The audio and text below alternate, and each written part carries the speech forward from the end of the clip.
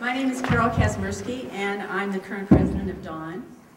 DAWN is the organization who is planning this day, who has hosted today's summit. And I think we have a great day planned. We have a lot of excellent speakers, we have interesting panels, and most of all, we have a chance to talk and mingle with other Democratic women.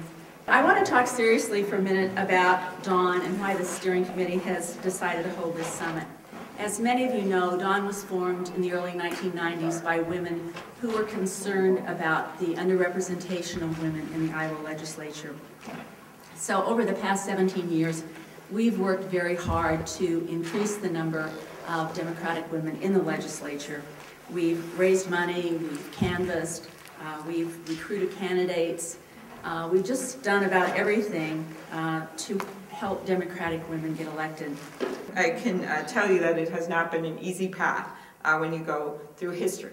And certainly my election, when I look back at it now, two women had run in Minnesota, Joan Grow and Ann Winnie, are both very capable for the United States Senate, and they lost. So by the time so they were our Democratic candidates. So by the time I ran, I was just amazed at how many questions I'd get about, well, can a woman win? And here it was, it was 2006, right?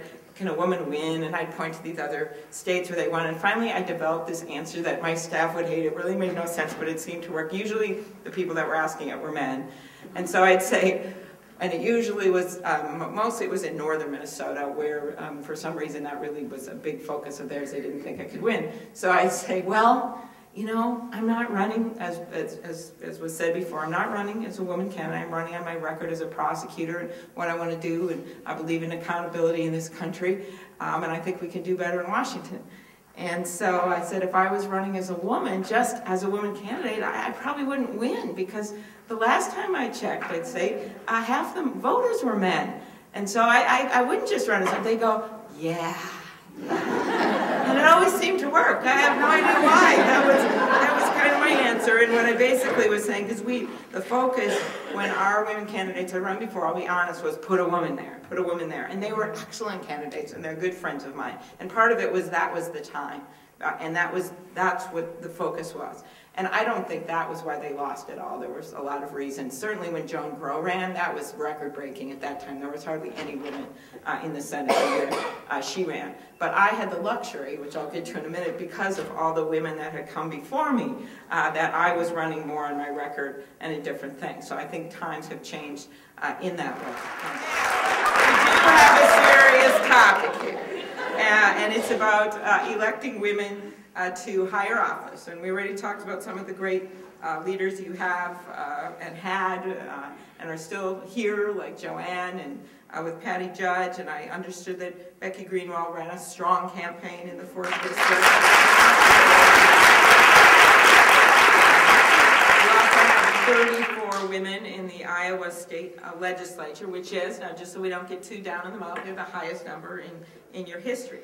Well, each time we stand up, and each time a woman gets involved in the political arena, each time a woman runs for office or serves in a job that a woman never has had before, it gets easier to break that ceiling. And I always try to keep perspective when I think about this issue. While it takes a lot longer than we'd like to get where we are, we need to remember how far we've come. For example, it was only 90 years ago when women first got the right to vote, much less to hold elected office. In Minnesota, it was just a little more than 30 years ago, just 30 years ago, when a Republican state senator, Nancy Bradis, came onto the floor of the Minnesota Senate for her first day.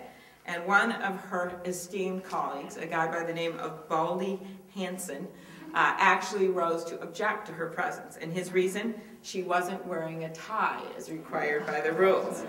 So we all know there's work to be done. But as Hillary Clinton said as she was ending her campaign, although we weren't able to shatter that highest, hardest glass ceiling this time, the light is shining through like never before, filling us all with the hope and the sure knowledge that the path will be a little easier next time.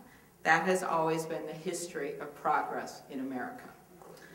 And in America, the opportunities are limitless.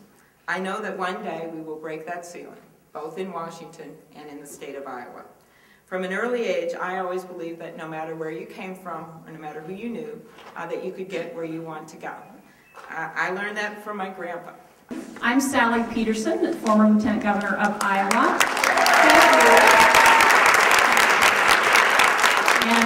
And I'm delighted to be here with all of you. It's great to look out and to mix and mingle during the breaks with people that I've known for a long time and who've been very instrumental in helping get women elected in this state and running for office yourselves. And so I guess I just wanted to ask this question. I'd like to sort of, do a little self-identification so those here in the panel know to whom they're speaking. If you have been an elected official, or you are currently an elected official, or you have ever run for public office, or you have worked on a campaign, raise your hand. Oftentimes I think that women, we might lack a little confidence in ourselves too.